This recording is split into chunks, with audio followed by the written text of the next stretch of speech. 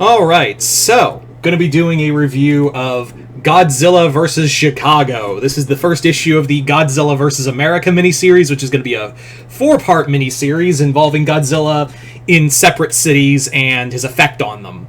Or what I thought it would be. The next issue is LA, which, I am happy, though, that IDW did say all the proceeds from that issue are going to be used as donation, is going to be put to donations for the LA fires. People are already dunking on them, but I'm like, they already had that issue done already. They could not have predicted the fires that happened. So, I don't blame them on that one, and I am glad that they're not reaping benefits off of it and they're actually doing donations. Anyway, so I initially thought it was just going to be a big one-shot focused on Godzilla just attacking a city, right? Just attacking a random city. But no. Yes, it is that, but the big thing is that it turns out it was an anthology. You see, I thought it was the new Godzilla Rivals, where in here, Godzilla just attacks a city. But no, it's a short anthology of several writers doing these short comics. So we're going to talk about this issue. So the writers for this comic are Mike Costa, Tim Seeley, Ezra C. Daniels, and Caroline Cash.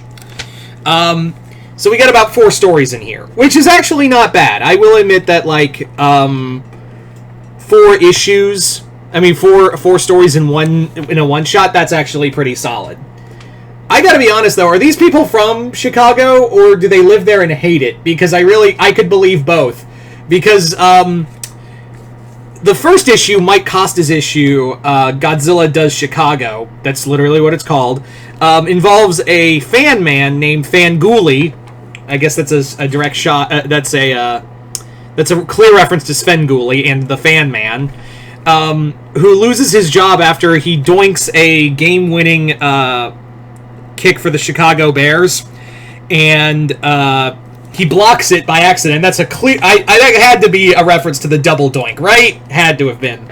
So he loses his job, and now he works as a janitor at a facility that builds a Mecha Godzilla to fight Godzilla should Godzilla ever come to Chicago. Which, in one side, I'm like, so how would Godzilla get to Chicago and not around America? How would he just, miss the rest of America and just go right for Chicago? And I thought about it, I was like, oh yeah, he could just go up doesn't the Mississippi River, go into one of the lakes that connect to Chicago, right? So I guess he could just swim up that way. But in here, in this story, we have the dude who, by the way, when he loses his job as the fan man, he loses his job, right? And then he still has the fucking fan attached to his back under the jacket. I found that funny. The artwork's pretty solid. The comic doesn't take itself seriously, and there's moments where it's some really fucking fun dialogue from here. And Costa is not a writer I usually seek out. Mike Costa is not usually one of my go-to writer of mine, but here it was good. The next story is a bit more serious. In fact, I think it's it's probably the most serious of the stories. The one written by Tim Seeley, who, again, Tim Seeley's another writer where I'm just, on the fence with at most points. So, in here, in this comic, this woman, she basically is on the Chicago train, and she sees her crush on the other end, and is, trying to, get the strength to talk to him, excuse me. And, Godzilla attacks. So it's them on a train, fighting not battling, but trying to escape Godzilla. It actually reminds me a lot. I would not be shocked if Tim Seeley took some inspiration from the old Confrontation ride at Universal Studios, where it was just you were in a cart. It wasn't like a train. It was a cart, like a Skyway cart, and Kong attacked you during his attack on the city. So it feels a lot like that. I really got a confrontation moment. The next story, written by Ezra Daniels, is a comic that involves Godzilla, who is battling the Space Amoeba. Yeah, they actually reference the Space Amoeba from Space Amoeba. and Godzilla was in space battling it. He lost and fell back to the ground, fell back to Earth, and is now headed towards Chicago. And this big business tycoon is like, hey, we'll shut off all the power, and Godzilla will just trounce through the lower suburbs, destroy them, and I'll rebuild them how I see fit.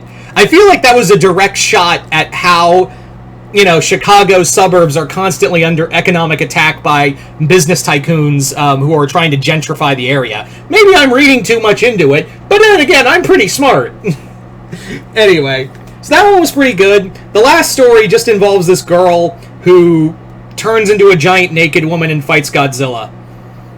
That's really it. Like, it's not even a fight. She just picks him up and puts him in Indiana.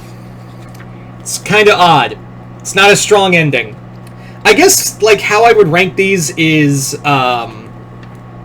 thin blue line at the top, then Godzilla does Chicago, Chai Godzilla, and then Godzilla versus Chicago, which is the last story.